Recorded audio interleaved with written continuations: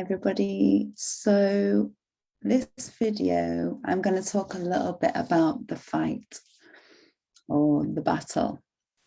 So this idea of a battle is one of the oldest ideas we have in history. We have it in movies, in gaming. This idea that there's something to struggle against. There's something to fight against, something to push away and defend ourselves against. We have this sense of pushing away, don't we, in disagreement or disgust, and we say no. And it could be something or someone, on the outside. It's against what we stand for, what we believe in. And this concept of the fight falls into the realm of polarity thinking. This two sides to everything. Polarity has two opposites. Hot and cold, good, bad, right, wrong, happy, sad. Rich and poor.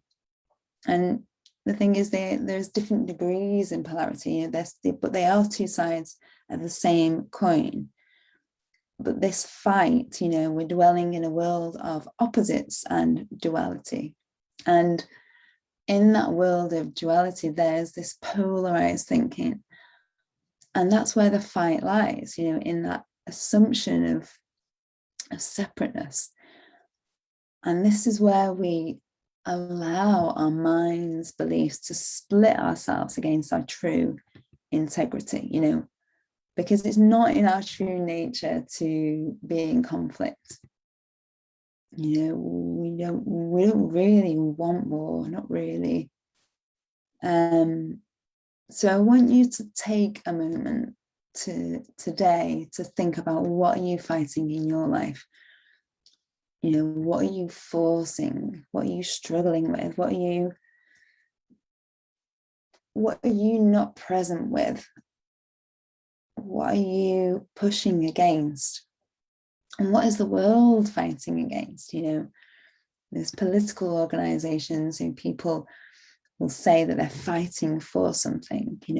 If you've watched any of my masterclasses in my Facebook group, in this group, a while back, you remember that I mentioned that what we resist persists.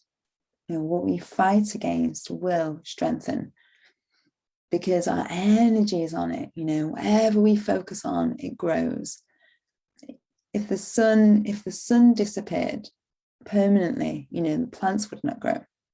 The earth would freeze within months, and life would not carry on, unless we all lived underground and we had lots of food. But the sun, has energy, and we do, and whatever that energy focuses on, it grows. And anyway, apparently, if the sun disappeared, the earth would, and other objects in the solar system, apparently they would continue their forward motion in a straight line into space, instead of their circular orbit around the sun, if the sun disappeared. But anyway, but I digress. But when we push away, we battle. When we do this, we will not beat it. We won't win something by fighting it. So what do? We allow it to be there and accept. And like a wasp in the house, it's there, but we don't need to focus on it. And more importantly, we don't want it to turn us into someone that we don't want to be. We don't want to be that stressed or angry person and in that fight mode, because that is not who we truly are. And we don't want to be in that force mode, because that's equally in fight mode. We're fighting ourselves. Maybe we're fighting or forcing to do something, to have ourselves do something. But that is the mind, and it's not our presence. It's not who we truly are. If there's force, if there's fight, that's not who we are. So we have to be aware. You know, things become very serious and very difficult when we are in that thinking, because it is thinking. So what we persist, we understand persist. What we resist, we understand persists. What we fight against, will fight back.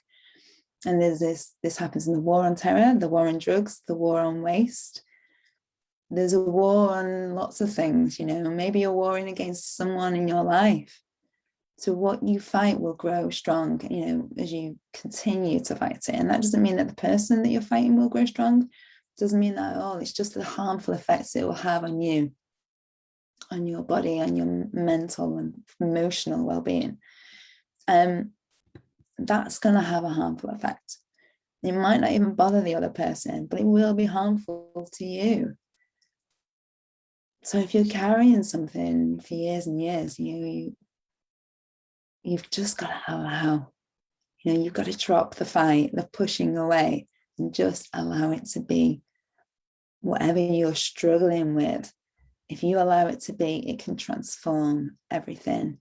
You know, if you allow it to be, this beautiful softening can happen. And this is because the mind has been identified with the situation, you know, and it's looking for problems, and it's like, how do I do this? And there's this resistance that comes over you, and it's in your body, and you're emotional, and you don't want, you know, that is not who you are. So we have to be bigger than our mind, and be bigger than the story, and be bigger than our problems. And we have to just allow it, and to be in this presence and observe it and allow it to be as it is, because that's how, as it is. You know, there's this beautiful stillness, and that presence, that consciousness dissipates the forcing, the pushing, because you know, as presence are infinitely more powerful than the stories, you know, the mind stories, because they are just stories. You know, they are very, very sticky. And they stick to us because we dwell in them, you know, and we have the heavy feelings, and we associate it and identify ourselves down to what we believe in. And we give that, you know, these stories meaning, because maybe that's happened to us in the past, and maybe that'll happen again. But we've got to come out of that story, because it will keep us back in that state, and we can't move on, and we can't have anything different happen to us, because if we're going to tell ourselves that story over and over. So I have a story for you to ponder.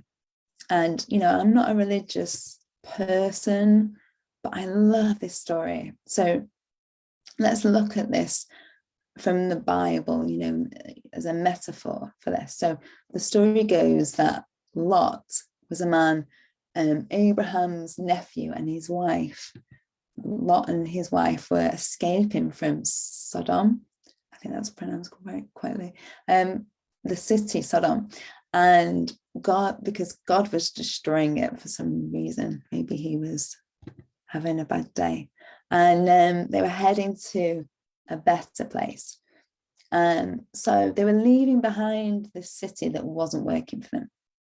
And as they were leaving Sodom, the angel came down and said to them, do not look behind you, you know, escape to the mountains, do what you can do, just do not look behind you. So effectively they were saying, like, you know, focus all your attention on your salvation, you know, do not look back. And of course, guess what happened? Like, Lot's wife turned around and looked at the city that they were leaving. And what happened? Well, according to the parable, Lot's wife was transformed into a pillar of salt.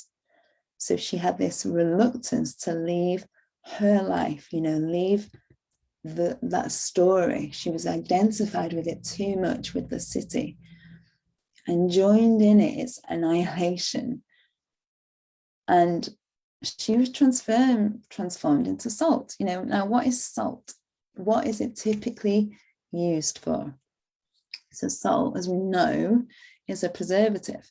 So when we're reluctant to leave our past, especially when we have a choice to leave, when we fight against the injustices of the world, of our life, we resist it and it stays with us, and we are preserving that state and that salt, preserving it, through our attention on it.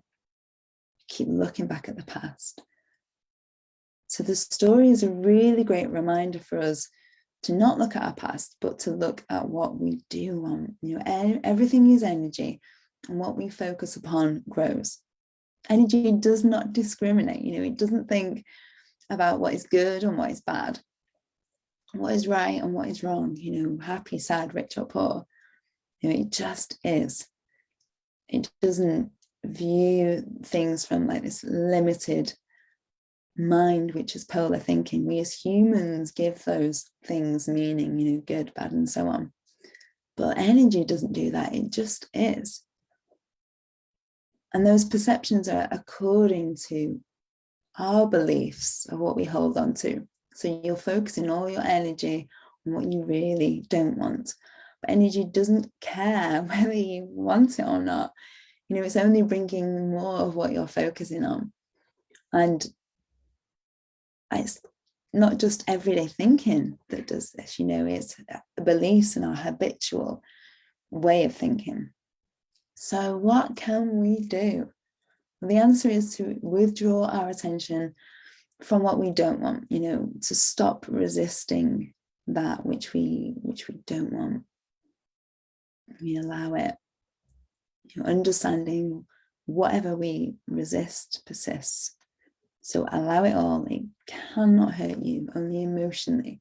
But that tormentor of your emotions is your mind. So are you allowing this situation to steal your happiness?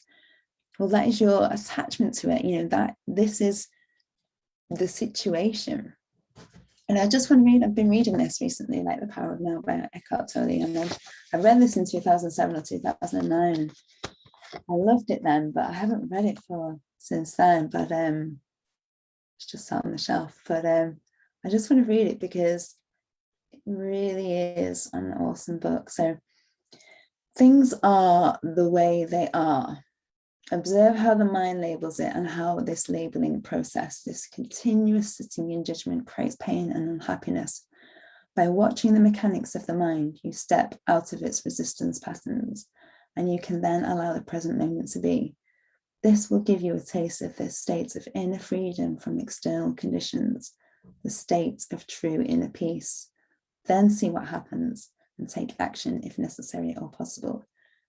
Accept, then act. Whatever the present moment contains, accept it as if you had chosen it. Always work with it, not against it. Make it your friend and ally, not your enemy. This will miraculously transform your whole life. There's so much in here that I will do some more videos on this book because it is just so good.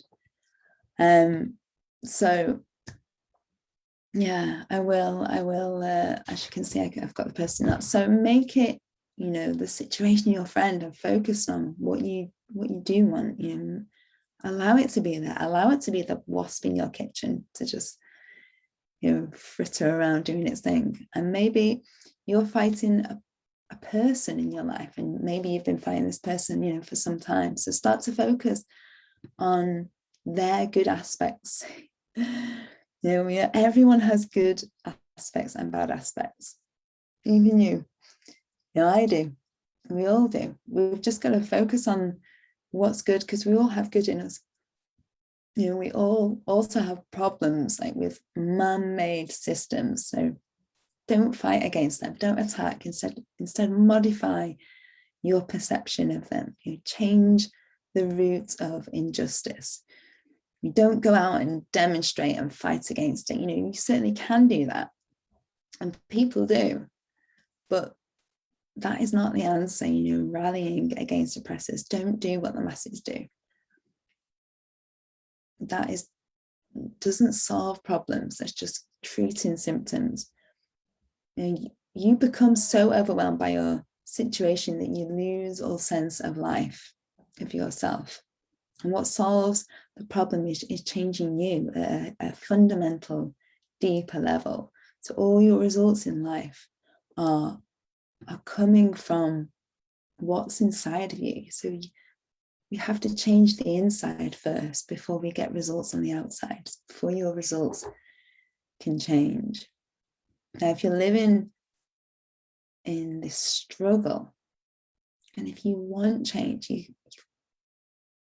if you want to get out of your mind, into the effortless way, into a happier life, you've got to get into the idea that there's you, and then there's your mind's stories and beliefs, because they're keeping you in this holding pattern of attitude and perceptions.